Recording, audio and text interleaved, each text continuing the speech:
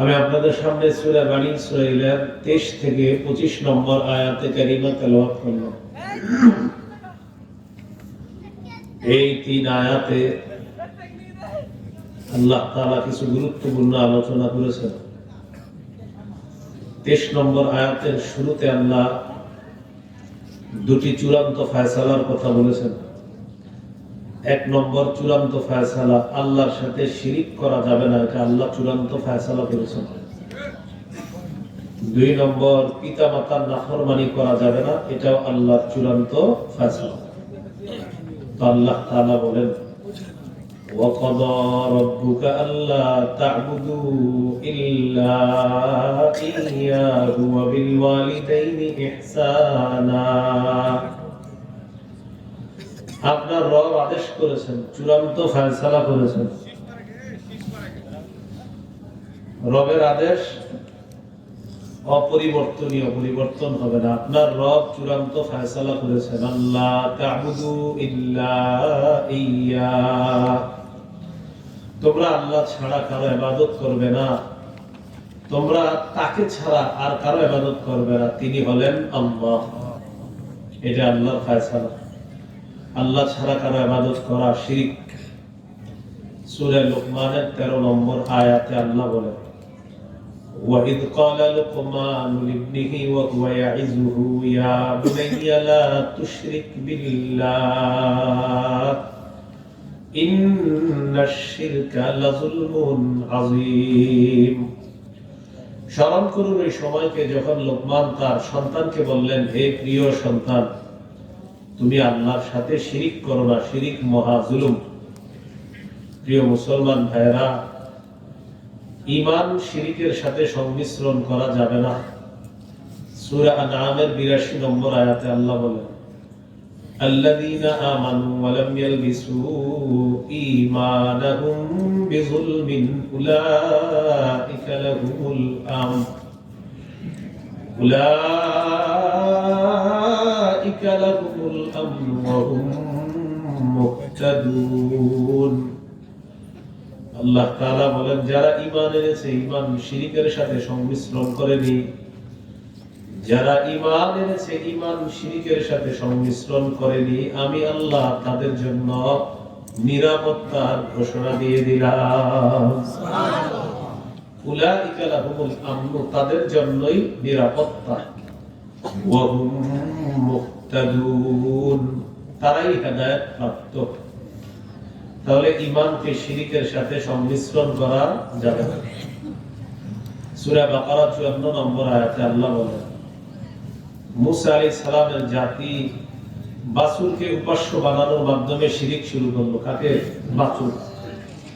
তো মুসা নবী বললেন, ইয়া কওমি ইন্নাকুম যালামতুম আনফুসাকুম বিত্তিখাদিকুমুল ইজলা, হে আমার সম্প্রদায়, তোমরা বাছুরকে উপাস্য বানানোর মাধ্যমে নিজেদের প্রতি তোমরা জুলুম করেছো। এখান থেকে বোঝা যায় শিরিক করা মানে নফসের উপরে জুলুম করা। আল্লাহ আমাদেরকে শিরিক নামক গর্হিত কাজ থেকে হেফাজত করেন, আমিন। কিছু শিরিক আছে ছোট শিরিক। বলেন কি শিরিক? ছোট শিরিক কাকে বলে হাদিস থেকে জেনে নিন। হাদিসের কিতাব বুলুগুল মারাম, এই কিতাবের 440 নম্বর হাদিস। قال রাসূলুল্লাহ সাল্লাল্লাহু আলাইহি ওয়াসাল্লাম, রাসূলুল্লাহ সাল্লাল্লাহু আলাইহি সাল্লাম বলেন, ইন্না আখওয়াফা মা আখাফু আলাইকুম আশ-শিরকুল আসগর আর-রিয়া। রাসূলুল্লাহ সাল্লাল্লাহু আলাইহি ওয়াসাল্লাম বলেন, আমি তোমাদের ব্যাপারে সবচেয়ে ভয় পাই তোমরা ছোট শিরিক করবা। ছোট শিরিক হলো রিয়া, লোক দেখানো ইবাদত করা। ইয়াকুলুল্লাহু ইয়াউমাল কিয়ামাহ, ইযহাবু ইলাল্লাযীনা কুনতুম তুরাউনা ফিদ দুনিয়া ফানজুরু হাল তাজিদুনা ইনদাহুম জাযাআ। কিয়ামতের ময়দানে আল্লাহ তাআলা রিয়াকারী মানুষগুলোকে বলবে, যারা দুনিয়াতে মানুষকে দেখানোর জন্য ইবাদত করত। কিয়ামতের ময়দানে আল্লাহ তাআলা বলবেন, যাও, যাদেরকে দেখানোর জন্য দুনিয়াতে ইবাদত করেছিলা তাদের কাছে যাও। যাওয়ার পর দেখো তাদের কাছে কোনো প্রতিদান পাও কিনা। আল্লাহ তাআলা ধমক দিয়ে বলবেন, যাও, আমার কাছে প্রতিদান নাই, কারণ ইবাদত করছো মানুষকে দেখানোর জন্য। নাউজুবিল্লাহ, এটা ছোট শিরিক। বলেন কি শিরিক? এটাকে হাদিসে গোপন শিরিকও বলা হয়েছে। সহিহ ইবনে খুজাইমা হাদিসের কিতাব 2 নম্বর খণ্ড 140 নম্বর পৃষ্ঠা। قال رسول الله صلى الله عليه وسلم, নবীজি বলেন, ইয়াকুম ওয়াশিরকাস সারাইর, তোমরা গোপন শিরিক থেকে বাঁচো। قالوا يا رسول الله وما شرك السرائر, ও আল্লাহর নবী আপনার কাছে জানতে চাই গোপন শিরিক কাকে বলে। فقال رسول الله صلى الله عليه وسلم, يقوم الرجل فيصلي فيزين صلاته جاهدا لما يرى من نظر الناس إليه فذلك شرك السرائر। কোন ব্যক্তি নামাজে দাঁড়ায়, নামাজে দাঁড়ানোর পর নামাজটা সুন্দর করে এই নিয়তে মানুষ তার নামাজ দেখে বলবে, বাবা কি সুন্দর নামাজ। নবীজি বলেন এটাই গোপন শিরক। নাউজুবিল্লাহ। কোন ব্যক্তি নামাজে দাঁড়ায়, নামাজ এই নিয়তে সুন্দর করে মানুষ যেন তার নামাজটাকে সুন্দর বলে, তো নবী বলেন এটাই গোপন শিরক। সাহাবী প্রশ্ন করলেন, ইয়া রাসূলুল্লাহ, কোন ব্যক্তি যদি আল্লাহকে খুশি করার জন্য নামাজ সুন্দর করে, মানুষ যদি এই নামাজের প্রশংসা করে, হুজুর এটাও কি গোপন শিরক? এক ব্যক্তি নামাজ পড়ছে আল্লাহকে খুশি করার জন্য, মানুষ তার নামাজের প্রশংসা করছে, হুজুর এটাও কি গোপন শিরক? قال رسول الله صلى الله عليه وسلم, تلك عاجل بشرى المؤمن। নবীজি বলেন এটা গোপন শিরক না। কোন ব্যক্তি যদি আল্লাহকে খুশি করার জন্য ইবাদত করে, মানুষ যদি তার ইবাদতের প্রশংসা করে, এটা হবে আল্লাহর পক্ষ থেকে দুনিয়াতে তার জন্য নগদ সুসংবাদ। এটা নগদ সুসংবাদ। বুঝে আসছে কি কথা না? তাহলে ইবাদত করতে হবে কাকে খুশি করার জন্য। না করলে যদি মানুষ দেখানোর উদ্দেশ্য হয়, এটাকে ছোট শিরকও বলে, গোপন শিরকও বলে। হাদিসের একটা কিতাব আছে সহিহুত তারগীব, এই কিতাবের 30 নম্বর হাদিস। خرج علينا رسول الله صلى الله عليه وسلم ونحن نتذاكر الدجال। রাসূলুল্লাহ সাল্লাল্লাহু আলাইহি সাল্লাম আমাদের কাছে আসলেন, আমরা দাজ্জাল সম্পর্কে আলোচনা করতেছিলাম। কার সম্পর্কে বলেন তো? দাজ্জাল। নবীজি আমাদেরকে দেখলেন, দেখে বললেন, তোমরা কিসের আলোচনা করো? আমরা বললাম দাজ্জাল সম্পর্কে। নবীজি কি বলেন? লা উখবিরুকুম বিমা হুয়া আখওয়াফু আলাইকুম ইনদি মিনাল মাসীহিদ দাজ্জাল। আচ্ছা, আমি কি তোমাদেরকে দাজ্জালের চেয়ে আরো ভয়ঙ্কর ফিতনার ব্যাপারে বলবো না? বুঝেন কথা না? সাহাবীগণ দাজ্জাল সম্পর্কে আলোচনা করতেছে। রাসূলুল্লাহ সাল্লাল্লাহু আলাইহি সাল্লাম বললেন, আচ্ছা আমি কি তোমাদেরকে দাজ্জালের চেয়ে বড় ফিতনা সম্পর্কে বলবো না? তখন নবী বললেন, আশ-শিরকুল খাফিয়্যু, গোপন শিরক করা দাজ্জালের চেয়ে বড় ভয়ঙ্কর ফিতনা। বলি নাউযুবিল্লাহ। গোপন শিরক, ওই যে শিরক, ছোট শিরক, লোক দেখানো ইবাদত করা। আল্লাহ আমাদেরকে হেফাজত করে। আমিন। আল্লাহর সাথে সাক্ষাৎ চান কারা কারা? তিনি মাশাআল্লাহ, আল্লাহ আল্লাহ তৌফিক দান করেন। আমিন। আল্লাহ আমাদের সকলের নামগুলা আপনার জান্নাতীদের খাতায় লিপিবদ্ধ করে দেন। আমিন। আমরা যেন একসাথে আপনাকে জান্নাতে দেখতে পারি, আপনি তৌফিক দান করুন। আমিন। সূরা কাহফ 110 নম্বর আয়াত। কোন সূরা? সূরা কাহফ। কত নম্বর আয়াত? 110। মানে সূরা কাহফের একদম শেষ আয়াত, 110 নম্বর আয়াত, এটাই শেষ আয়াত। আল্লাহ তাআলা বলেন, আল্লাহর সাথে সাক্ষাতের মৌলিক দুটি শর্ত। প্রিয় ভাইরা, আল্লাহর সাথে সাক্ষাতের কয়টি শর্ত? দুটি। আল্লাহ বলেন, ফামান কানা ইয়ারজু লিকা রাব্বিহি ফালইআমাল আমালান সালিহা ওয়া লা ইউশরিক বিইবাদাতি রাব্বিহি আহাদা। যারা আল্লাহর সাথে সাক্ষাৎ কামনা করে, যারা তার রবের সাথে সাক্ষাৎ কামনা করে, ফালইআমাল আমালান সালিহা, এক নাম্বার সেজন্য এক কাজ করে। দুই নাম্বার ওয়ালা ইউশরিক বিইবাদাতি রাব্বিহি আহাদা, রবের ইবাদতে যেন কাউকে শরীক না করে, অংশীদার না বানায়। আল্লাহ আমাদেরকে শিরক মুক্ত ইবাদত করার তৌফিক দান করেন। আমিন।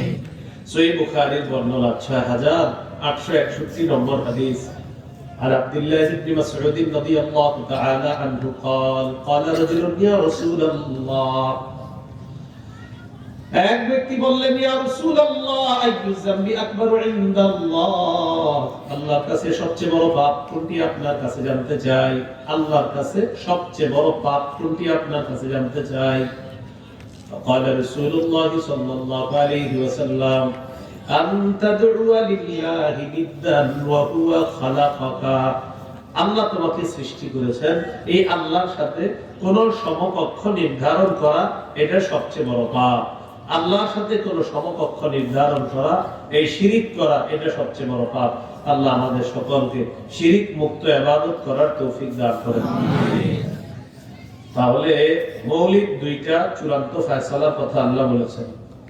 ওয়াকাদা রাব্বুকা, আপনার রব আদেশ করেছেন, চূড়ান্ত ফয়সালা করেছেন। এক নাম্বার, আল্লাহ তা'বুদু ইল্লা ইয়্যা, তোমরা আল্লাহ ছাড়া কারো ইবাদত করবে না, এটা আল্লাহর চূড়ান্ত ফয়সালা।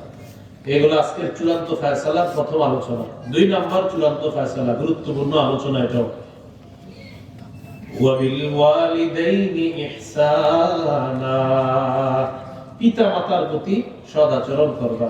এখানে দুইটা হকের কথা বলা হয়েছে, একটা আল্লাহর হক আর একটা বান্দার হক। আল্লাহর হকের ক্ষেত্রে শ্রেষ্ঠ হক হলো শিরিক ছাড়া আল্লাহর ইবাদত করা, আর বান্দাদের মধ্যে সবচেয়ে শ্রেষ্ঠ হক পাওনা আপনার মা বাবা। কারা?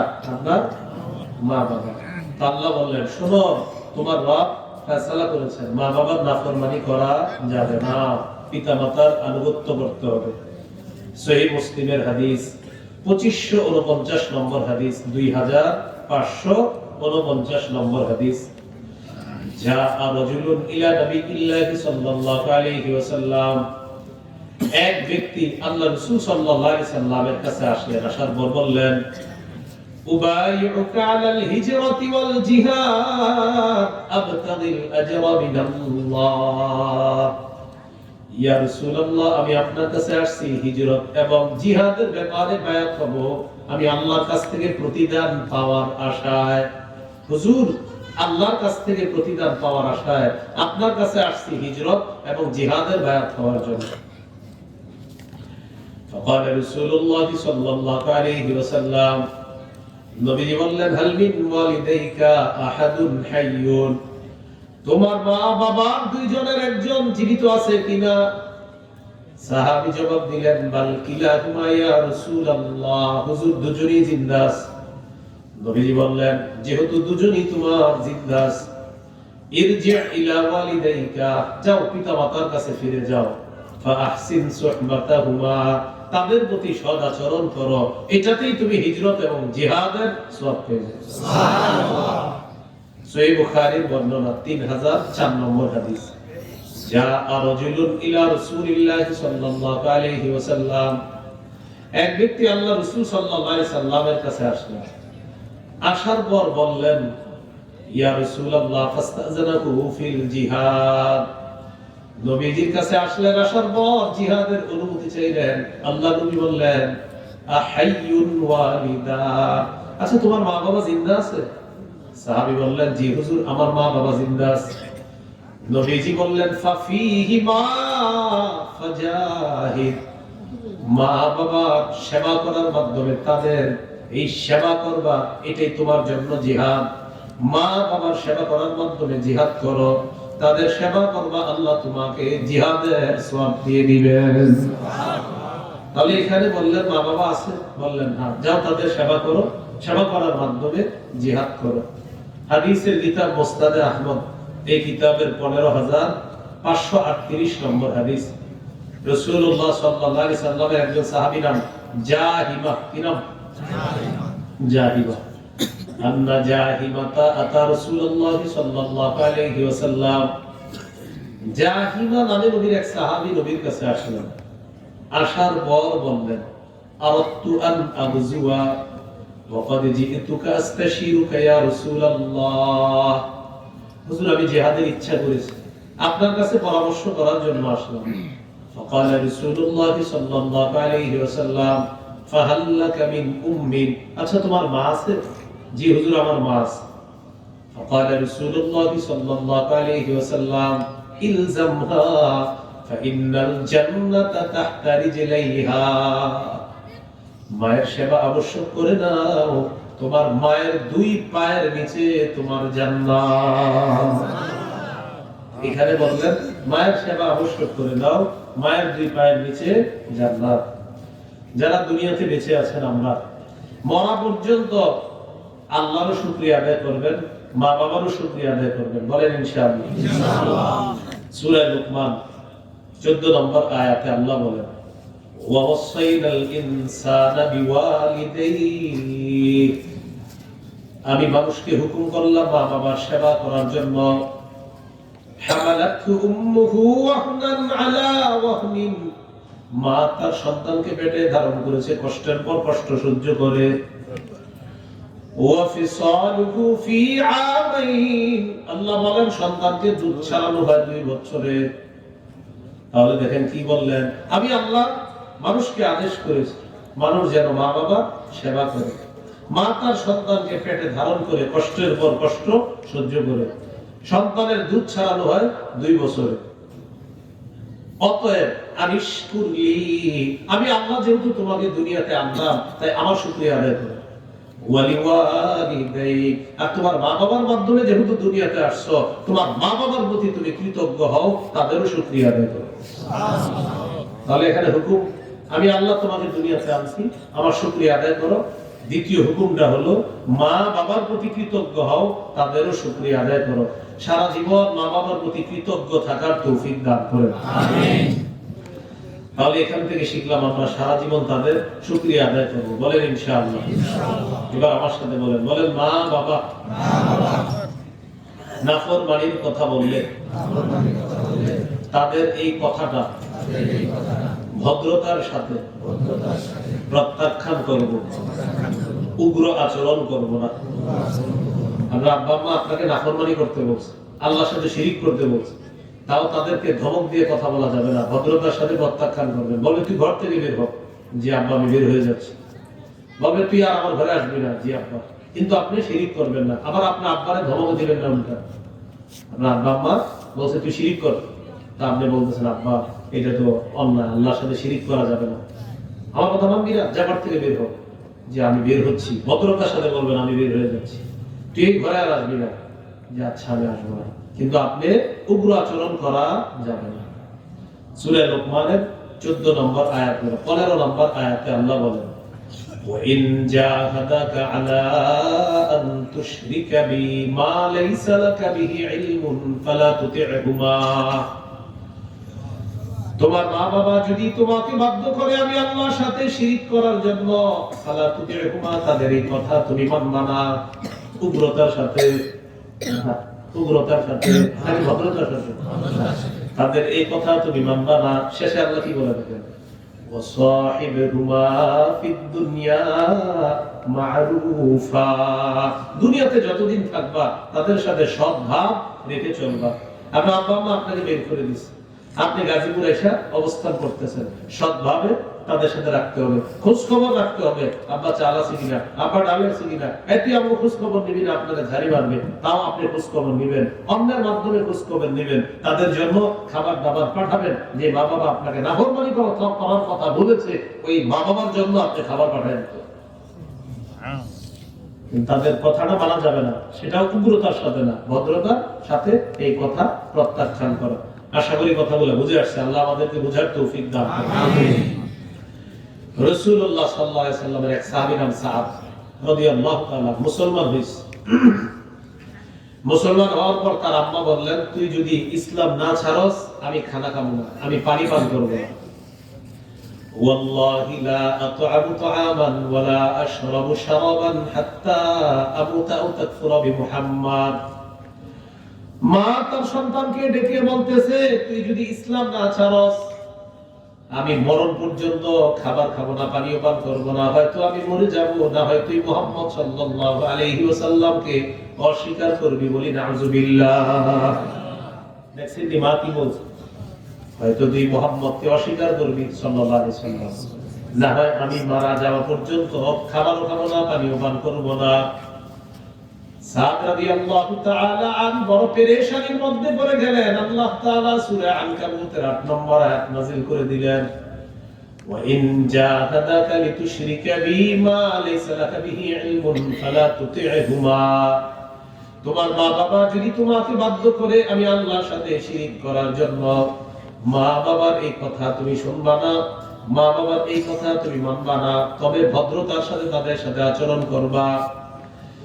আয়াত নাযিল হওয়ার পর সাদ রাদিয়াল্লাহু তাআলা আনহু তার আম্মাকে জানায় দিলেন, আম্মা আপনি যদি 100 বার জিন্দা হন, আবার 100 বার আপনি মৃত্যুবরণ করেন, এরপরেও আমি ইসলাম ছাড়তে পারবো না, আমার নবীকে অস্বীকার করতে পারবো না।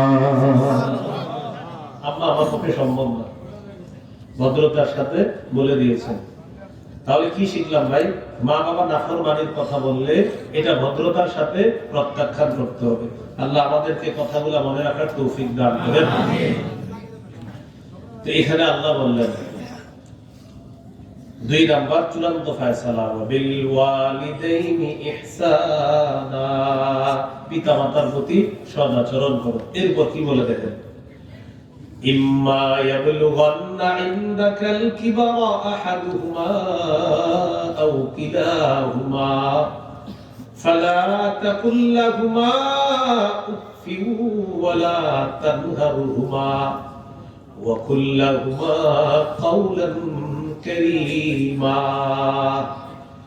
ওয়াখফিদ লাহুমা জানাহাদ দুল্লি মিনার রাহমা وقل رب ارحمهما كما ربياني صغيرا إما يبلغن عندك الكبر أحدهما أو كلاهما তোমার মা বাবার দুইজনের একজন অথবা দুইজন যদি তোমার কাছে বার্ধক্যে উপনীত হয়, আপনার মা বাবা আপনার ঘরে থাকে, তাদের দুইজনের একজন অথবা দুইজন যদি বার্ধক্যে উপনীত হয়, এই বার্ধক্যে উপনীত হওয়ার পর আপনার কি করণীয়? 1 নাম্বার, ফালা তাকুল লাহুমা উফফিন, তুমি উফ শব্দটাও কখনো বলবা না। বলেন উফ, আবার উফ, এটা বলা যাবে না। আপনার আব্বা আম্মা বৃদ্ধ হয়ে গেছে, তো পাশের রুমে কাশি দেন, মুরব্বী হয়ে গেছে, কাশি উঠতেই পারে রাতের বেলা, তো আপনি কাশির আওয়াজ শুনে বললেন থু উফ, না উফ বলা যাবে না। এই যে উফ বলা যাবে না। কেন? আপনি যখন শিশু ছিলেন, আপনার আব্বা আম্মা আপনার লালন পালন করছে, আপনার মা এক রাতে 10 বার 15 বার আপনার কাঁথা পরিবর্তন করছে, আপনার প্রস্রাব পায়খানা পরিষ্কার করার সময় একবারও উফ বলে নাই, আর আপনি একটু কাশি শুইটা উফ বলে ফেললেন। ফালা তাকুল লাহুমা উফ, তুমি তোমার মা বাবার সাথে উফ শব্দটাও বলবা না। উফ শব্দের 2টা সুন্দর ব্যাখ্যা আছে, আমার সাথে একটু বলেন। বলেন আমরা মা বাবার সামনে কখনো বিরক্তি প্রকাশ করব না, এবং বিরক্তি সূচক কোন শব্দ উচ্চারণ করব না। এটা হলো উফের আরো 2টা ব্যাখ্যা। তাহলে তাদের সামনে উফ বলবা না, তাহলে আমরা উফ বলবো না, আমরা বিরক্তি প্রকাশ করব না, আমরা বিরক্তি সূচক কোন শব্দ বলবো না। এখন একটা কথা বুঝেন, মা বাবা বৃদ্ধ হয়ে গেলে দেখবেন সাধারণত মানুষ বয়স হয়ে গেলে একটু বেশি কথা বলে। কি বলে? কথা বেশি বলে। হইতে পারে তা আপনার আব্বা আম্মা এক কথা বারবার বলতে পারে, আপনি সাবধান, মুখে কোনো ধরনের বিরক্তি আনবেন না, বিরক্তি সূচক কোনো শব্দ আনবেন না। কেন জানেন? ছোটবেলায় আপনি 100 বার চিপস চাইছেন, আইসক্রিম চাইছেন, একবারও আপনার আব্বা রাগ করে নাই, বারবার আপনার কথা শুনছে আর বলছে বাবা ঠিক আছে আনবো, আব্বু আনবো। এই জন্য আপনার আব্বা আম্মা যখন বৃদ্ধ হবে, এক কথা বারবার বললেও বলবেন আব্বা ঠিক আছে, আম্মা ঠিক আছে। আসলে কিন্তু ঠিক নাই অনেকগুলো, তারপরেও বলবেন ঠিক আছে, ঠিক আছে। তাহলে কি শিখলাম?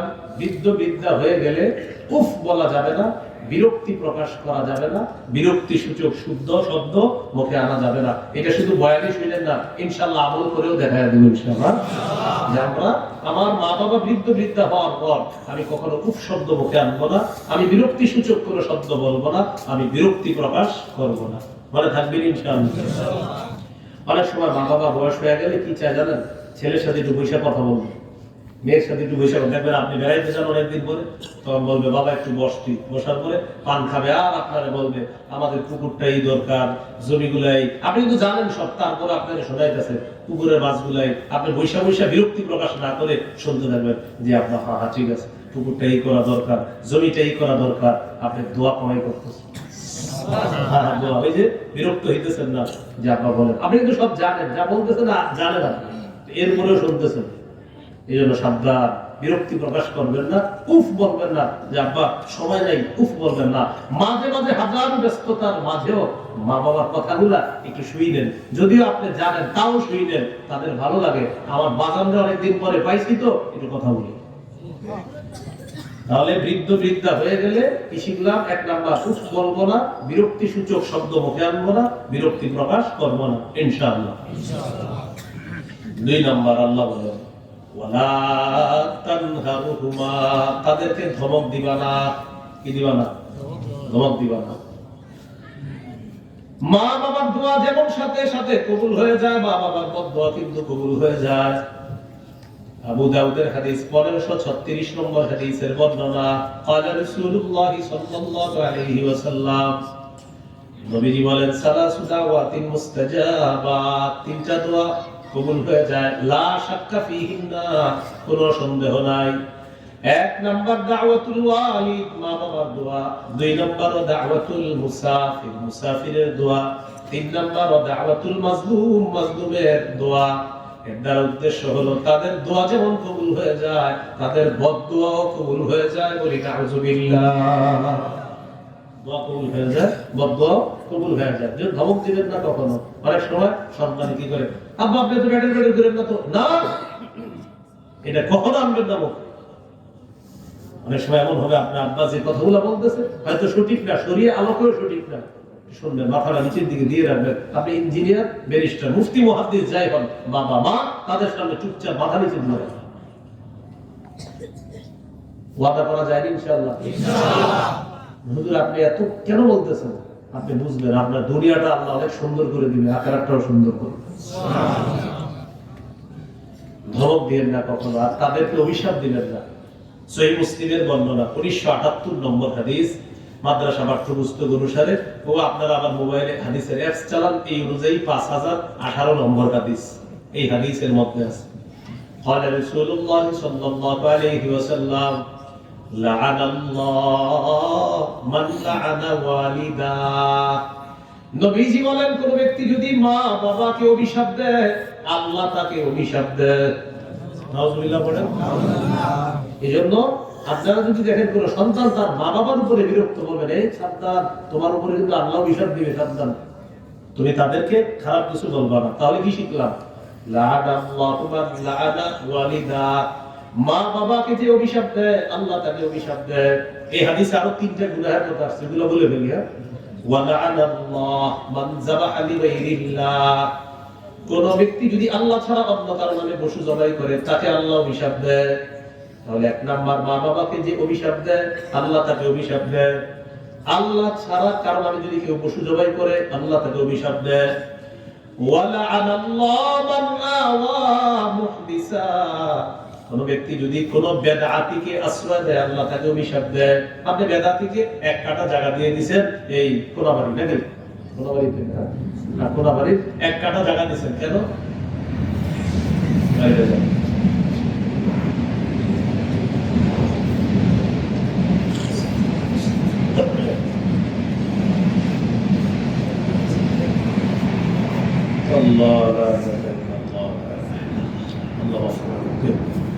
আপনি একটু জায়গা দিয়ে দিচ্ছেন কোন বেদাতি, 1 কাঠা জায়গা দিয়ে দিচ্ছেন, কেন?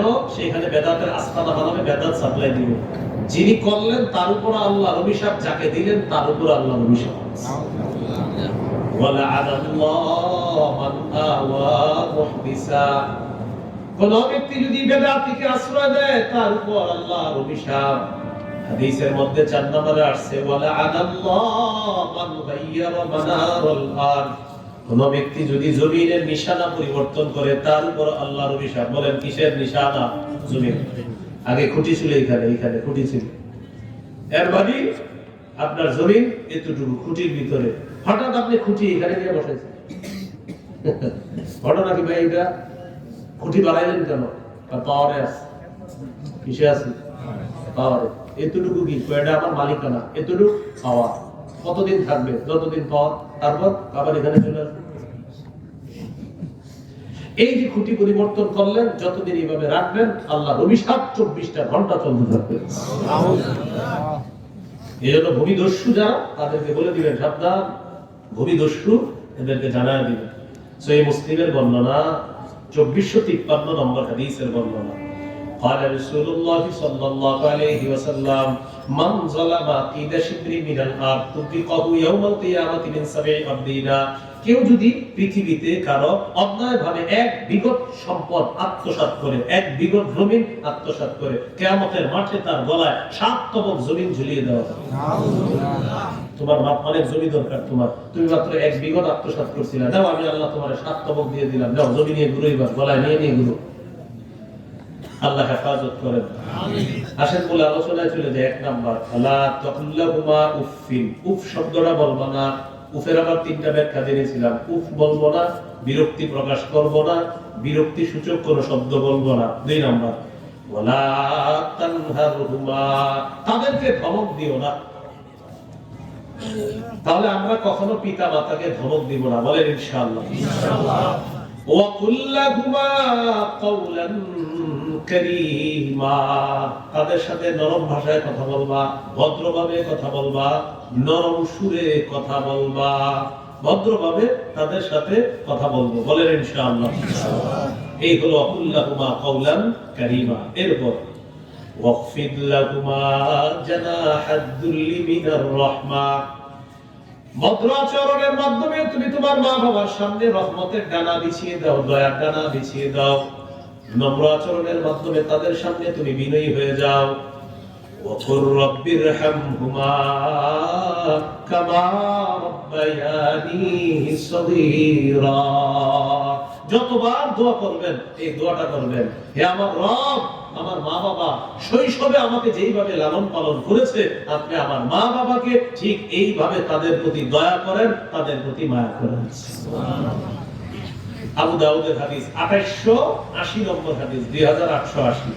قال رسول الله صلى الله عليه وسلم إذا مات الإنسان انقطع عنه عمله إلا من ثلاثة। নবীজি বলেন, মানুষ যখন মারা যায় আমলের সুযোগ বন্ধ হয়ে যায়, 3টা বাকি থাকে। 1 নাম্বার, ইল্লা মিন সাদাকাতিন জারিয়া, সদকা জারিয়া। ওই যে একটু আগে মাদ্রাসা দান করছেন যেটা, সদকা জারিয়া, এটা বাকি থাকে, আপনার কবরে সওয়াব পৌঁছতে থাকবে। সুবহানাল্লাহ। 2 নাম্বার, আও ইলমিন ইউনতাফাউ বিহি। এমন ইলম, বিদ্যা রেখে যাওয়া, যে বিদ্যার মাধ্যমে মানুষ উপকৃত হয়। যেমন শাইখুল হাদিস আল্লামা আজিজুল হক রাহমাতুল্লাহি আলাইহি, হযরত মাওলানা মামুনুল হক দামাত বরকাতুহুর আব্বা শাইখুল হাদিস আল্লামা আজিজুল হক রাহমাতুল্লাহি আলাইহি। হুজুরের শুধু হাজার হাজার ছাত্র পৃথিবীতে এখনো আছে, যারা হাজার হাজার শাইখুল হাদিস আছে। সুবহানাল্লাহ। শাইখুল হাদিস রাহমাতুল্লাহি আলাইহি ছাত্র হাজার হাজার শাইখুল হাদিস, তারা এক একজন কয়েকটা মাদ্রাসায় বুখারী মুরাদ। এটা হলো শুধু শাইখুল হাদিসের সংখ্যা। মুহাদ্দিস আছে, মুফতি আছে, আরো ছাত্র আছে যারা অন্যান্য ক্লাসে পড়ায়। শুধু শাইখুল হাদিস আছে হুজুরের ছাত্র হাজার হাজার। এই সবার ইলমের এই উপকার হওয়ার সওয়াবটা আল্লাহ হযরতের কবরে পৌঁছায়। সুবহানাল্লাহ। এই হলো 2 নাম্বার। 3 নাম্বার, আওয়ালাদিন সালিহিন ইয়াদউ লা। এমন একজন নেককার সন্তান রেখে যাওয়া, যে সন্তান তার বাবা মায়ের জন্য দোয়া করবে, রব্বিরহামহুমা কামা রব্বায়ানি সগীরা। আপনাদেরকে একটা বুদ্ধি শিখাই, কাদের মা বাবা দুইজনে মৃত অথবা দুইজনে একজন মৃত, যেকোনো একজন অথবা দুইজন মৃত, মাশাআল্লাহ, সমস্যা নেই। হ্যাঁ, এবার মৃত মা বাবার জন্য একটু আমার সাথে এখন বলেন আল্লাহ, আমার মা বাবাকে আপনি মাফ করে দেন। যে যা মৃত আছে তার জন্য আপনি দোয়া করেন। এই যতবার দোয়া করবেন ততবার আপনার নেককার বাবা বা নেককার মা অথবা উভয়ের মর্যাদা আল্লাহ জান্নাতে ততবার বাড়াবে। সুবহানাল্লাহ। মুসনাদে আহমদের হাদিস 10618 নম্বর হাদিস। قال رسول الله صلى الله عليه وسلم إن الله لا يرفع الدرجة للعبد الصالح في الجنة। নিশ্চয়ই আল্লাহ তাআলা নেককার বান্দার মর্যাদা জান্নাতে বাড়ায়া দেন। সুবহানাল্লাহ। নেককার বান্দা আল্লাহকে প্রশ্ন করেন, আল্লাহ আপনি আমার মর্যাদা বাড়াইছেন কেন মাবুদ? আমি তো জান্নাতের মধ্যে ছিলাম, এটাও তো একটা মর্যাদা, জান্নাতে থাকাটাই তো একটা মর্যাদা। আল্লাহ আপনি আমার মর্যাদা কেন বাড়াইলেন? আল্লাহ জবাব দিবেন, বিইস্তিগফারি ওয়ালাদিকা লাকা, তোমার সন্তান তোমার জন্য ক্ষমা চেয়েছে, যতবার ক্ষমা চেয়েছে ততবার তোমার মর্যাদা আমি আল্লাহ বাড়ায়া দিলাম। যতবার মৃত মা বাবার জন্য ক্ষমা চাইবেন ততবার আল্লাহ মর্যাদা বাড়াবেন। তাহলে চিন্তা করেন কি পরিমাণ দোয়া বাড়ায় দেওয়া দরকার আজকে থেকে মৃত মা বাবার জন্য। আর জীবিত যারা আছে তাদের জন্য দোয়া করবেন, রব্বির হামহুমা কামা রাব্বায়ানি সগীরা। মৃত মা বাবার পক্ষ থেকে সদকা করতে পারেন। ওই যে আমার আগে হুজুর বললেন না যে ভাই আপনি আপনার বাবার পক্ষ থেকে দেন, এরপরে মার পক্ষ থেকে দেন। তো এই মৃত মা বাবার পক্ষ থেকে সদকা করলে কবুল হবে কিনা বুখারীর হাদিস থেকে জেনে নিই কি হয়। 1388 নম্বর হাদিস। এক সাহাবী নবীজির কাছে আসছে, আসার পর বললেন, ইন্না উম্মি উকতুতিলাত নাফসুহা ইয়া রাসূলুল্লাহ, হুজুর আমার আম্মা হঠাৎ মারা গেছে। ইন্নী আযুন্নুহা লাউ তাকাল্লামাত লাতাসাদ্দাকাত, হুজুর আমার বিশ্বাস আমার আম্মা যদি কথা বলার সামর্থ্য রাখতেন, কথা বলতে পারতেন, তাহলে আম্মা মনে আমাকে মুখ দিয়ে বলতেন, বাবা তুই একটু দান সদকা কর। এক ছেলে নবীজিকে বলতেছে, হুজুর আমার আম্মা হঠাৎ মারা গেছে, আমার বিশ্বাস হুজুর আমার আম্মা যদি কথা বলতে পারতেন তাহলে আমাকে বলতেন, বাবা তুই একটু দান সদকা কর। এখন হুজুর আমার আম্মা তো মারা গেছে, ফাহাল্লাহা মিন আজরিন ইন তাসাদদাকতু আনহা, হুজুর আমি যদি আমার মায়ের পক্ষ থেকে সদকা করি আল্লাহ কি কবুল করবে? তার কি কোনো সওয়াব হবে? নবীজি বললেন, অবশ্যই তার সওয়াব হবে। সুবহানাল্লাহ। তাহলে মৃত মা বাবার পক্ষ থেকে দান সদকা করা। এখন থেকে কি করবেন? আপনার সামর্থ্য আছে 10 টাকা সদকা করার, সদকা ডেইলি করবেন। হুজুর আমি 10 টাকা মাসে সদকা করা সামর্থ্য, এটা ভাগ করে নেবেন। 10 টাকাটারে মাস ব্যাপী দিতে থাকবেন ডেইলি। কেন দিবেন? বালা মুসিবত থেকে বাঁচার জন্য। তো কথার কথা আপনার দৈনিক 10 টাকা সদকা করার যোগ্যতা আছে। 5 টাকা 5 টাকা ভাগ করবেন। আল্লাহ 5 টাকা আমার পক্ষ থেকে সদকা করলাম, আর 5 টাকা আমার মৃত বাবা বা মৃত মা বা মৃত মা বাবার পক্ষ থেকে সদকা করলাম। ঠিক এই নিয়তে সদকাটা করতে অনেক থাকবেন ইনশাআল্লাহ। আল্লাহ তৌফিক দান করেন। তাহলে 1 নাম্বার, ফালা তাকুল্লাহুমা উফিন, উফ বলবো না। এই জায়গায় আমরা 3টা শিখছি, বিরক্তি প্রকাশ করব না, বিরক্তি সূচক শব্দ বলবো না। 2 নাম্বার, ওয়ালা তানহারহুমা, তাদেরকে ধমক দিবা না। 3 নাম্বার, ওয়া কুল্লাহুমা কাওলান কারীমা, ভদ্রভাবে কথা বলবা। 4 নাম্বার, ওয়াকফিদ লাহুমা জানাহাদ দুল্লি মিনার রাহমা, মা বাবার জন্য দয়ার ডানা বিছিয়ে দিবা, রহমতের ডানা বিছিয়ে দিবা। 5 নাম্বার, ওয়াকুর রাব্বির হামহুমা কামা রাব্বায়ানি সগীরা, তুমি বলবা, হে আমার রব, আমার মা বাবা শৈশবে যেমন আমাকে লালন পালন করেছে এইভাবে আপনিও আমার মা বাবার প্রতি দয়া করেন। সুবহানাল্লাহ। এই হলো মা বাবার প্রতি সদাচরণ। দিনের বেলা বালেক ছেলে যারা আছেন, দিনের বেলা বাবার সামনে হাঁটবেন না। আপনি আপনার আব্বার সাথে দিনের বেলা হাঁটতেছেন রাস্তায়, আপনি পিছনে হাঁটবেন, আব্বা সামনে হাঁটবেন। আর রাতের বেলা আপনি সামনে হাঁটবেন, আব্বা পিছনে হাঁটবে। আপনি কেন সামনে থাকবেন? অন্ধকারে কোনো বিপদ আসলে আপনি যেন আগে মোকাবেলা করেন, বাবার উপর যেন বিপদটা না যায়। হ্যাঁ, মনে থাকবেনি। আর এটা আমার কথা না, এটাও শিষ্টাচার, ইসলাম শিখেছে। বলেন, ওমর ইবনে যায়েদ বললাম রাহমাতুল্লাহি আলাইহি, তাকে জিজ্ঞাসা করা হলো, কাইফা বিররু ইবনিকা বিকা, আপনার ছেলে আপনার সাথে কেমন আচরণ করে? তিনি জবাব দিলেন, মা মাশাইতু নাহারান ইল্লা ওয়া হুয়া খালফি, দিনের বেলা যখন আমি রাস্তায় হাঁটি আমার ছেলে আমার পিছনে থাকে, আমি সামনে থাকি। ওয়ালা মাশাইতু লাইলান ইল্লা মাশা আমামি, রাতের বেলা যখন হাঁটি আমার ছেলে আমার সামনে থাকে, দিনের বেলা যখন হাঁটি আমার ছেলে আমার পিছনে থাকে, রাতে যখন হাঁটি আমার ছেলে আমার সামনে থাকে। কেন? রাতে যেন কোনো বিপদ আমার কাছে না আসে। এরপরে কি বলে দেখেন, ওয়ালা রাকিয়া সাকফান ওয়া আনা তাহতাহু, আমি নিচে থাকলে আমার ছেলে কখনো বাসার ছাদেও ওঠে না। আমি নিচে আছি, আমার ছেলে ছাদে ওঠে না, মানে বাবা নিচে, আমি কেমনে ছাদে উঠি? এই জন্য যাদের 2-3 তলা বাড়ি আছে, আপনি দেখবেন এই 3 তলার মধ্যে কোন তলাটা আপনার আব্বা আম্মার জন্য সবচেয়ে সুখকর, সেখানে আপনার আব্বা আম্মাকে রাখবেন। তো এক্ষেত্রে যদি তারা সুস্থ থাকে, উপরে আপনার মা বাবা থাকবে, আপনি নিচে থাকবেন, বলবেন আব্বা আপনাদের পায়ের নিচে আমি থাকি, আপনারা উপরে থাকেন। আর যদি অসুস্থ হয় তাহলে একই লেভেলে থাকবেন যেন আপনার আব্বা আম্মা, সেবাটা খুব দ্রুত করা যায়। এটা যাই হোক পরিস্থিতির বিবেচনায় ওলামায়ে কেরামের সাথে পরামর্শ করে দিবেন। তো নিয়ম হলো বাসা যদি 1 2 3 তলা হয়, আপনি ওই ফ্লোরটাতে মা বাবাকে রাখতে হবে যেটা এই বাসার জন্য সবচেয়ে আরামদায়ক। সেখানে আব্বা আম্মা থাকবে, এরপরে আপনারা অন্যরা কোথায় থাকবেন ভিন্ন বিষয় না, মা বাবা থাকবে সবচেয়ে স্পেশাল জায়গায়। আল্লাহ কথাগুলো মনে রাখার তৌফিক দান করেন। আমিন। এখন তো আমাদের মা বাবারা ভাগ হয়ে গেছে। কি ভাগ হয়ে গেছে? মানে ছেলে রাখতে চায় না, কে রাখবে? বড় ভাইয়ের সাথে থাকবে। ছোট ভাই না, আপনি সাহস করে বলে ফেলবেন আমি আম্মার সাথে থাকবো। কি বলবেন?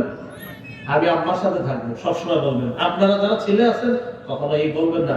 আপনি দিতে চাইবেন না, বলবেন না না না না এই নিয়ামত আমি দিব না। কেন? আপনার কামাই যদি 10 টাকা হয় আর আপনার ভাইয়ের কামাই 10,000, ও আপনার আম্মারে রাখতে চান, কিন্তু আপনি 10 টাকা কামাই রাখতে চান। আপনি এমন জিনিস রাখছেন, এই 10 টাকা যে আল্লাহ আপনাকে কি করবে সেটা আপনি কল্পনা রাখতে পারবেন। তাহলে আপনি আসল জিনিস কাছে রেখে দিয়েছেন। তো এই জন্য তাদেরকে ভাগ না করা নাউজুবিল্লাহ। হ্যাঁ আছে ভাগ, মানে মহব্বতের ভাগ হতে পারে। আবার আমি আম্মারে রাখবো এতদিন, আর আরেক ভাই মানে আপনারা পাল্লা লাগবে না আমি রাখবো। এটা আমার সুন্দর যে ভাইয়েরা প্রতিযোগিতা করে কে বেশি মা বাবাকে সেবা করতে পারে। কিন্তু আমাদের প্রতিযোগিতা এমন হয় না না আমার কাছে না, ওর কাছেই থাক, ওর কাছেই থাক। না, এটা আল্লাহ আমাদের কথাটা বুঝছেন তো? আল্লাহ আমাদেরকে কথাগুলো বোঝার তৌফিক দান করেন। আমিন। আবু হুরায়রা রাদিয়াল্লাহু তাআলা একদিন দুইজনকে দেখলেন কথা বলতেছে। একজন আরেকজনকে বলতেছে মা হাযা বিনকা বিকা, আচ্ছা এই লোক তোমার কি হয়? তো তিনি বললেন আমার বাবা হয়। আবু হুরায়রা বললেন শোনো, লা তুসাম্মিহি বিইসমিহি, তোমার বাবার নাম ধরে কখনো ডাকবা না। ওয়ালা তামশি আমামা, বাবার সামনে কখনো চলবা না। ওয়ালা তাজলিস ক্বাবলা, বাবার সামনে কখনো বসবা না। বাবার সামনে কখনো হাঁটবা না, বাবার সামনে কখনো বসবা না। আর তুমি তোমার বাবার নাম ধরে কখনো ডাকবা না। আল্লাহ কথাগুলো মনে রাখার তৌফিক দান করেন। আমিন। মা বাবা যদি মুশরিকা হয়, বলেন মা বাবা যদি কি হয়? মুশরিকা হয়, তাদের জন্য হেদায়েতের দোয়া করা, তাদের জন্য হেদায়েতের কি করা? দোয়া করা। যেমন অনেক মা বাবা আছে একটু মাজার ভক্ত হয়ে যায়। মাজার ভক্ত মানে অর্থাৎ একটু শিরকের ভক্ত হয়, যে মাজারে সেজদা দেওয়া বা কবরে সেজদা দেওয়া। অনেক সময় এমন হয়ে যায় যে সন্তান সেজদা দেওয়ার পক্ষে না, কিন্তু মা বাবা সেজদা দেওয়ার পক্ষে। নাউজুবিল্লাহ। কি করবেন? তাদের জন্য দোয়া করবেন। বলেন কি করবেন? হেদায়েতের দোয়া।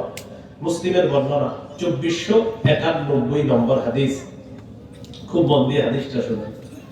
عن أبي هريرة رضي الله تعالى عنه قال كنت أدعو أمي إلى الإسلام وهي مشركة।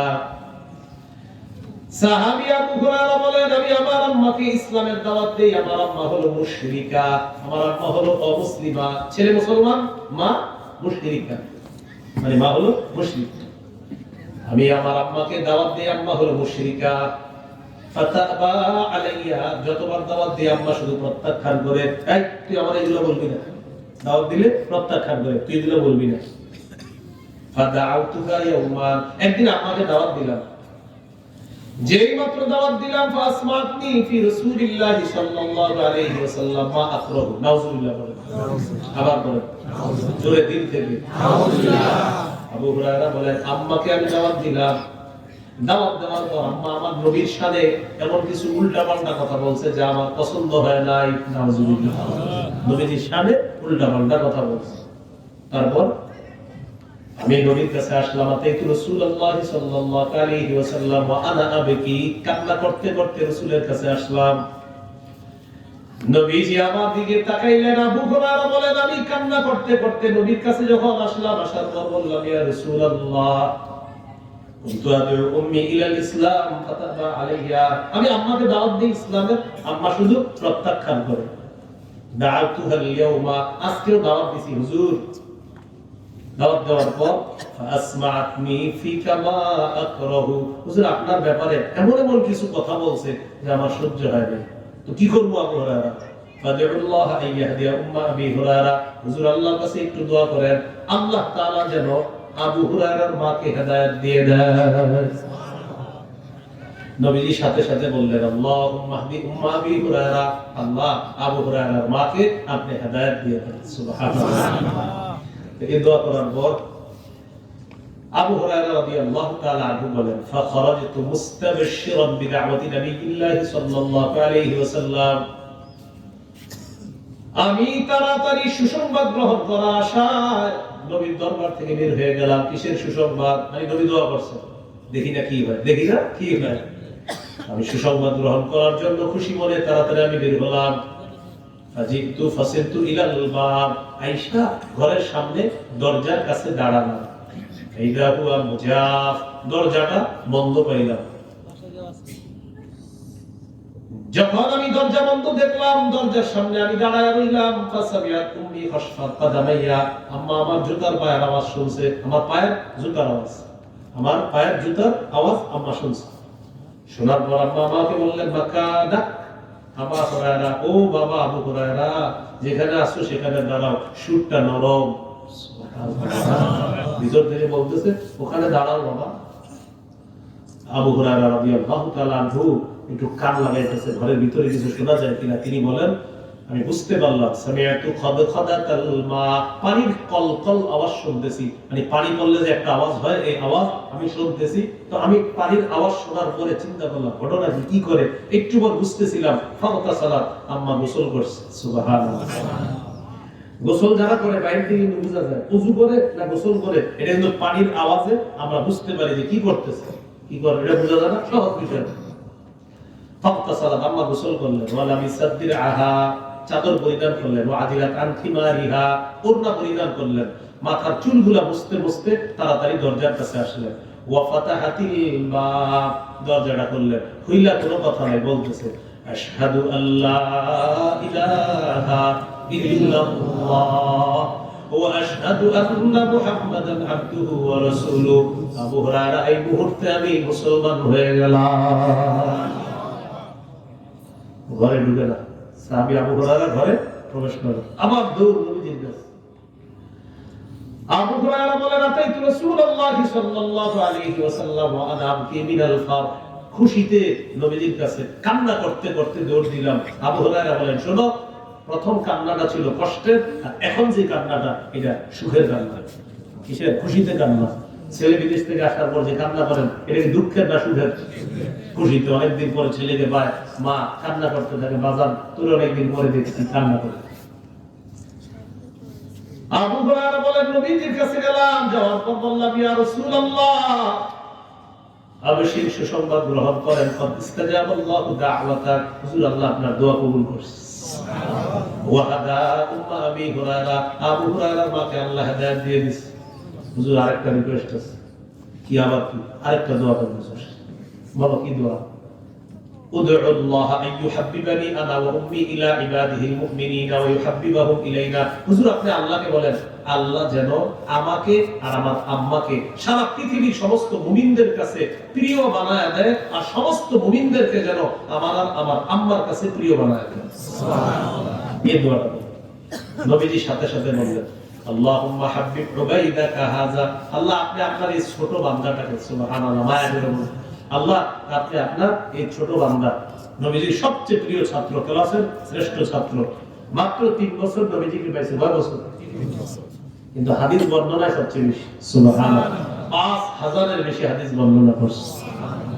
প্রথম দিকে মেধা অতটা শার্প ছিল না, প্রথম দিকে মেধা আপনার অতটা বেশি ভালো মেধা ছিল না। একদিন মসজিদে বসে হাদিস, বুখারীর বর্ণনা 119 নম্বর হাদিস, নবীজি আসছে মসজিদে, মনটা খারাপ। কি আবু হুরায়রা, কি হইছে? হুজুর মন খারাপ কেন? আমি আপনার কাছ থেকে হাদিস শুনি, সামি'তু মিনকা হাদিসান কাসীরা ফাআনসা, হাদিস শুনি অনেক, আমি ভুলে যাই। নবীজি বললেন, তাই নাকি? হ্যাঁ।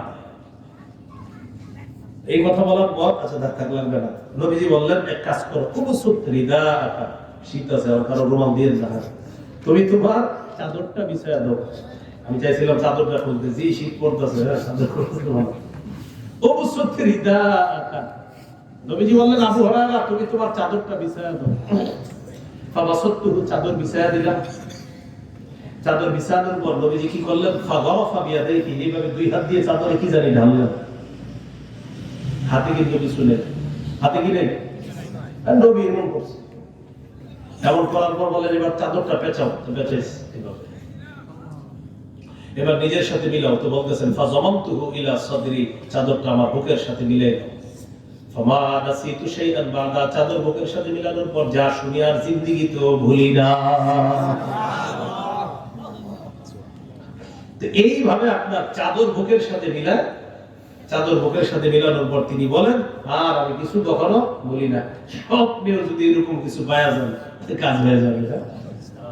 তো রাসূলুল্লাহ সাল্লাল্লাহু আলাইহি ওয়াসাল্লামের সাহাবী এই আবু হুরায়রা বলতেছে, হুজুর আল্লাহকে আপনি বলেন আল্লাহ যেন আমাকে আমার আম্মাকে দুনিয়াবাসীর কাছে প্রিয় করে দেয় আর সবাইকে যেন আমাদের কাছে প্রিয় করে দেয়। নবীজি বললেন, আল্লাহুম্মা হাব্বিব উবাইদাকা হাযা ওয়া উম্মাহু ইলা ইবাদিকাল মুমিনিনা ওয়া হাব্বিবহুম ইলাইহি। আল্লাহ আপনি আপনার এই ছোট বান্দা আর তার মাকে সারা পৃথিবীর সমস্ত মুমিনদের কাছে প্রিয় বানায় দেন আর মুমিনদেরকেও তাদের কাছে প্রিয় বানায় দেন। আবু হুরায়রা রাদিয়াল্লাহু তাআলা আনহু বলেন, এরপর থেকে এই পৃথিবীর মধ্যে আমি যতদিন বেঁচে ছিলাম কেউ আমাকে দেখছে অথবা আমার কথা শুনছে সবাই আমাকে ভালোবাসছে। সুবহানাল্লাহ। এইজন্য হাদিসের কিতাব খুলবেন আর আবু হুরায়রা নামটা পাবেন না, এটা হবে না। এই নামটার সাথে যারা হাদিস পড়ে তাদের আলাদা একটা ভালোবাসা তৈরি হয়ে যায়। কি আবু হুরায়রা, আবু হুরায়রা, আবু হুরায়রা, আলাদা এক ভালোবাসা এই নামের সাথে। যারা হাদিসের সাথে সম্পর্ক তাদের সাথে এই নামের একটা মহব্বত তৈরি। কেন? ওই যে নবী দোয়া করছে, আল্লাহ তাকে আপনি মুমিনদের কাছে মহব্বতের পাত্র বানাবেন। সুবহানাল্লাহ। এই হলো কুর রব্বির হামহুমা কামা রাব্বায়ানি সগীরা। তাহলে দোয়া মুমিন মা বাবার জন্য দয়ার দোয়া করা, আর মৃত মা বাবার জন্য ক্ষমার দোয়া করা, আর যদি কোনো মা বাবা নাফরমানি করে শিরিক করে তাদের জন্য হেদায়েতের দোয়া করা। আবার বলছি, মুমিন জীবিত মা বাবা যারা তাদের জন্য রহমতের দোয়া করা, মৃত মা বাবার জন্য রহমতের দোয়া করা, মৃত মা বাবার জন্য ক্ষমা প্রার্থনা করা। আর জীবিত মা বাবার মধ্যে কেউ যদি মুশরিকা হয় অথবা আপনার শিরকি কাজ করে তার জন্য হেদায়েতের দোয়া করা। আল্লাহ তৌফিক দান করেন। এই হলো 24 নম্বর আয়াত। 25 নম্বর আয়াত সর্বশেষ কথা, একটু বসেন। রব্বুকুম আ'লামু বিমা ফি নুফুসিকুম। তোমাদের অন্তরে কি আছে তোমাদের রব অধিক অবগত। দেখেন অনেক সময় মানুষ হিসাবে আমাদের মুখ দিয়ে উল্টাপাল্টা কিছু এসে যেতে পারে। তো আল্লাহ বলেন, দেখো তোমার মুখে যদিও অনিচ্ছায় কিছু এসে যায়, আমি আল্লাহ তো জানি তোমার মনটা কত সাফ, তুমি মন দিয়ে তোমার মা বাবাকে কতটা ভালোবাসো এটা জানেন কি আল্লাহ। অনেক সন্তান আছে আপনার মা বাবাকে ভালোবাসে, হয়তো বেচারা মুখে প্রকাশ করতে পারে না। তো আল্লাহ বলেন, রব্বুকুম আ'লামু বিমা ফি নুফুসিকুম।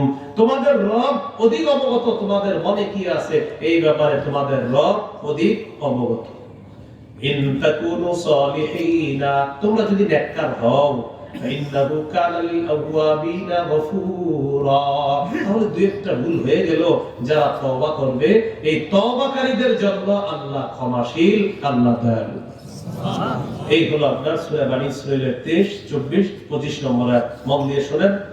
সূরা বনী ইসরাঈলের 23 নম্বর আয়াতে আল্লাহ দুটি চূড়ান্ত ফয়সালার কথা বলেছেন। এক, আল্লাহ ছাড়া করে ইবাদত করা যাবে না। দুই, পিতামাতার নাফরমানি করা যাবে না। এবার পিতামাতা যদি বার্ধক্যে পৌঁছে যায়, আল্লাহ বললেন উফ বলা যাবে না, বিরক্তি প্রকাশ করা যাবে না, বিরক্তি সূচক শব্দ মুখে আনা যাবে না। দুই, তাদেরকে ধমক দেওয়া যাবে না। তিন, তাদের সাথে নম্র সুরে কথা বলা, নরম ভাষায় কথা বলা। চার, তাদের সামনে দয়ার ডানা বিছিয়ে দেওয়া, বিনয়ী হওয়া। পাঁচ, তাদের জন্য দোয়া করা। দোয়া করা কিভাবে? জীবিত মা বাবার জন্য দোয়া করা, মৃত মা বাবার জন্য দোয়া করা। জীবিত যারা আছে তারা যদি নাফরমানি করে তাদের জন্য হেদায়েতের দোয়া করা। এর মধ্যে আমরা গুরুত্বপূর্ণ একটা কথা শিখেছিলাম, মা বাবা যদি নাফরমানির কথা বলে তাদের এই হুকুমটা উগ্রভাবে প্রত্যাখ্যান করতে হবে। কিভাবে? মাশাআল্লাহ, ভদ্রভাবে। মা বাবা নাফরমানির কথা বললে ভদ্রভাবে তাদের এই কথা প্রত্যাখ্যান করতে হবে। এই ব্যাপারে আমরা একটা দলিল দেখছিলাম। ওই যে এক মহিলা তার ছেলে সাদ রাদিয়াল্লাহু তাআলা আনহু বলছে, তার আম্মা তুই যদি মুহাম্মদ সাল্লাল্লাহু আলাইহি ওয়াসাল্লামকে অস্বীকার না করস, হয়তো আমি মারা যাব, না হয়তো অস্বীকার করবি, আমি খাবো না, পানও করবো না। তখন আল্লাহ বললেন, না, তোমার মা বাবা বাধ্য করলেও তুমি শিরিক করবা না, বাকি তাদের সাথে অভদ্র আচরণ করবা না, নম্র আচরণ করবা। আল্লাহ তাআলা আমাদের সকলকে যতটুকু শিখতে পারলাম এই শিক্ষার আলোতে যেন আমরা আমাদের মা বাবাদের সেবা শুশ্রূষা করতে পারি, আল্লাহ তৌফিক দান করেন। ঘটনা চক্রে দেখেন শীতকাল চলতেছে, সাধারণত শীতকালে মা বাবা একটু কাশে, বৃদ্ধ মা বাবা হয়তো একটু কাশি আসে, হয়তো চলাটা সুন্দর মতো হয় না। শীতকাল তো প্রচন্ড শীতের কারণে আল্লাহর হস্তে কষ্ট নিয়েন না, কারণ আপনি তাদের সেবাটা বেশি করার চেষ্টা করবেন। আপনারা চার ভাই, চার ভাইয়ের প্রত্যেকের মধ্যে এরকম মানসিকতা রাখবেন, আমি বেশি খেদমত করব, আমি বেশি সেবা করব, এরকম মানসিকতা লালন করবেন এবং পালনও করবেন। আল্লাহ তৌফিক দান করেন। মা বাবার সেবা কিভাবে করবেন? সাধারণত ছোট থেকে সন্তানকে আদর্শ সভ্য সন্তান হিসাবে গড়ে তুলবেন। এই জন্য আমার একটা সংকলন আছে মিম্বরে আমানত, যারা পারেন এটা সংগ্রহ করে নেবেন। প্রথম খণ্ডে সন্তানের 64টা অধিকার। সন্তানকে এমন আলোকে বড় করবেন যেন আপনার সন্তানটা বড় হওয়ার পর আপনার সব খেয়াল রাখে, আপনাকে বৃদ্ধাশ্রমে রেখে না আসে।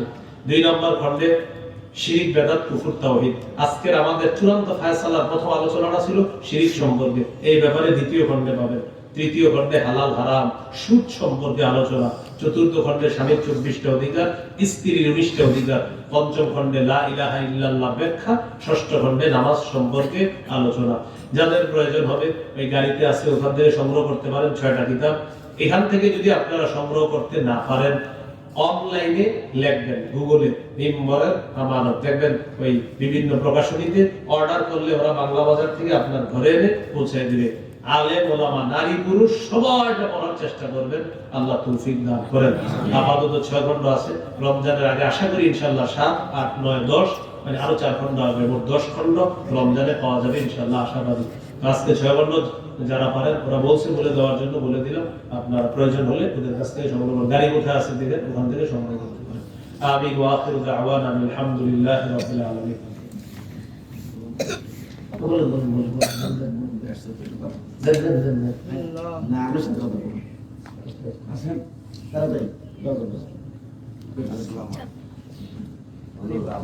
আমাদের বাড়ি হলো আপনার জামালপুর, বক্সবন্ধর থানা। আমি সিরিয়াল মাহফিল বিষয় এটা কথা বলা যায়, মাহফিল বিষয় এটা এক বিষয়। 2য় বিষয় যা উনি বলে ফেলছে এখানে, বললেন দূরে সফর করি না, দূরে সফর করি না। শুধু শুধু বলেও লাভ নাই, দূরে সফর করি না। মাদ্রাসায় বড় করে নিয়ম লেখা আছে, ওই নিয়মের বাইরে যাওয়ার কোনো সুযোগ নেই, যে কি হোক ওই নিয়মের বাইরে যাওয়ার কোনো সুযোগ নেই। আমি আপনাদেরকে বলি, আমার সন্তানকে মাদ্রাসায় 2 বেলা নিয়ে যাই, নিয়ে আসে আমি প্রতিদিন। এখন যাবো, কয়টা বাজে যাবো জানি না, ফজর করে ঠিক করে মাদ্রাসায় নিয়ে যেতে হবে আমার, আবার আনতে হবে, আবার নিতে হবে। আমার সন্তান কাঁচা বাজার বলেন, শুকনা বাজার বলেন, সব আমি করি, ক্লাস করি, ইত্যাদি করি। সব করার পর যদি সুযোগ থাকে এরপর 4টার দিকে আমরা বয়ানের উদ্দেশ্যে বের হই। এছাড়া আপনার এর আগে বক্সিগঞ্জ, জামালপুর অনেক দূরে, এর মানে হলো আপনার বের হইতে অনেক আগে। তো সেদিন আমার বাচ্চারা মাদ্রাসায় কে নিবে বলেন? আমি আল্লাহর কাছে কি জবাব দিব? তুমি সবার সন্তান পড়াশোনা করাও নাই জন্য, এই জন্য আমি ওই পক্ষে না, এক এলাকায় কয়েকদিনের জন্য চলে যাওয়া, তো আমার পরিবারকে দেখবে।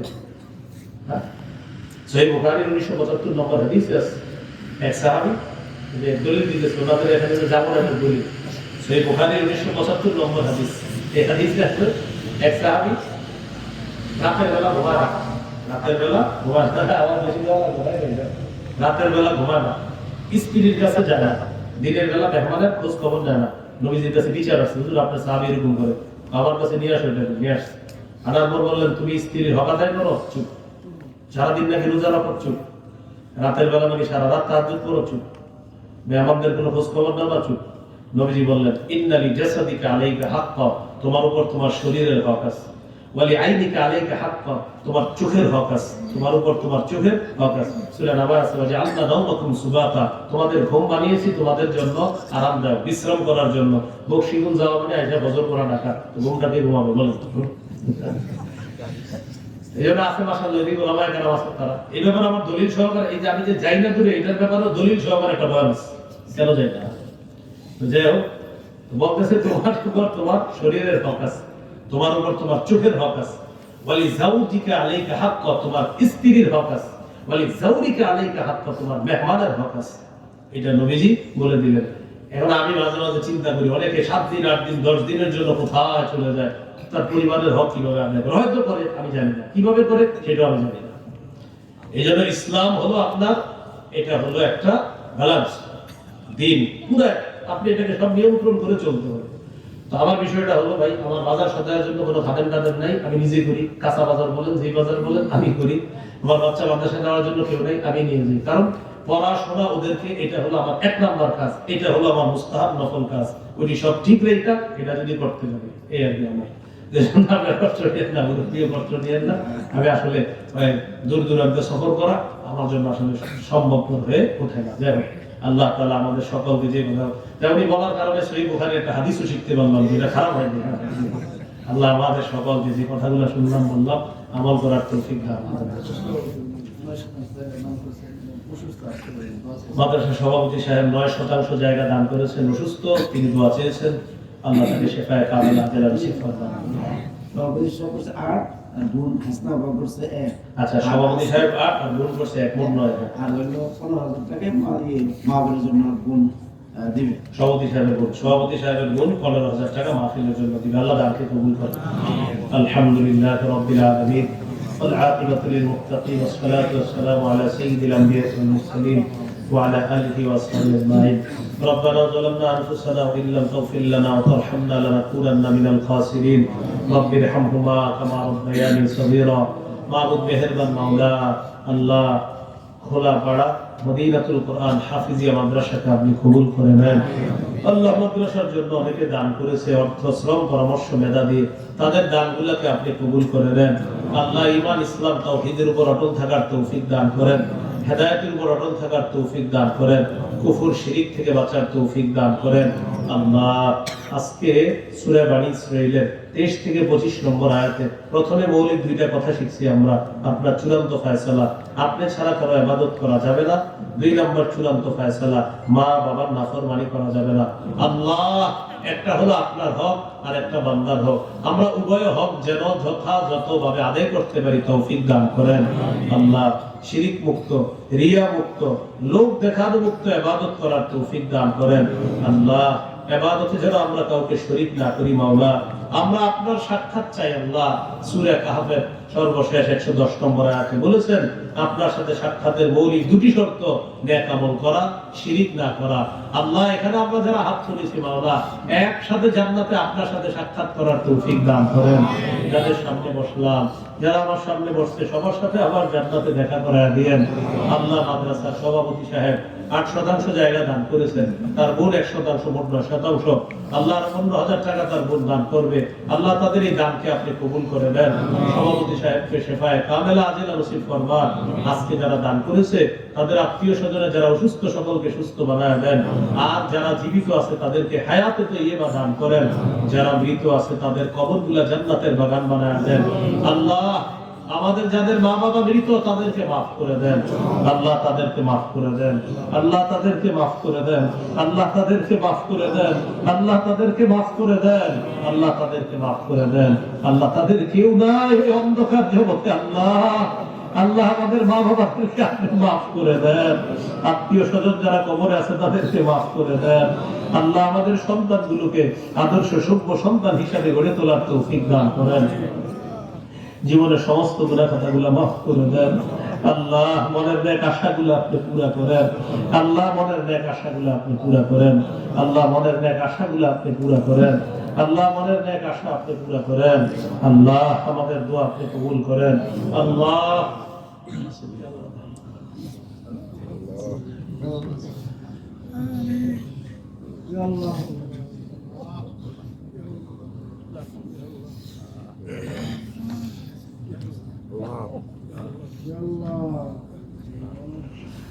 আল্লাহ প্রত্যেকের মনের নেক আশাগুলো পুরা করেন, ব্যথাগুলো দূর করে দেন।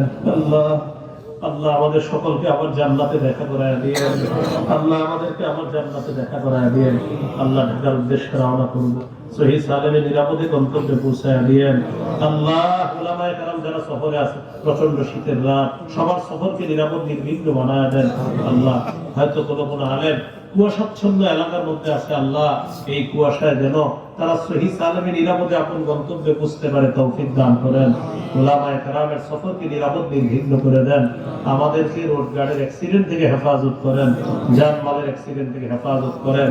আল্লাহ যেদিন মারা যাব ঈমানের সাথে মুসলমান পরিচয়ে মৃত্যুবরণ করার তৌফিক দান করেন। এই আরজিকে আপনি কবুল করে নেন। আল্লাহ মদিনাতুল কোরআনী মাদ্রাসাটি আপনি কবুল করেন। উস্তাদ ছাত্র সকলকে কবুল করেন।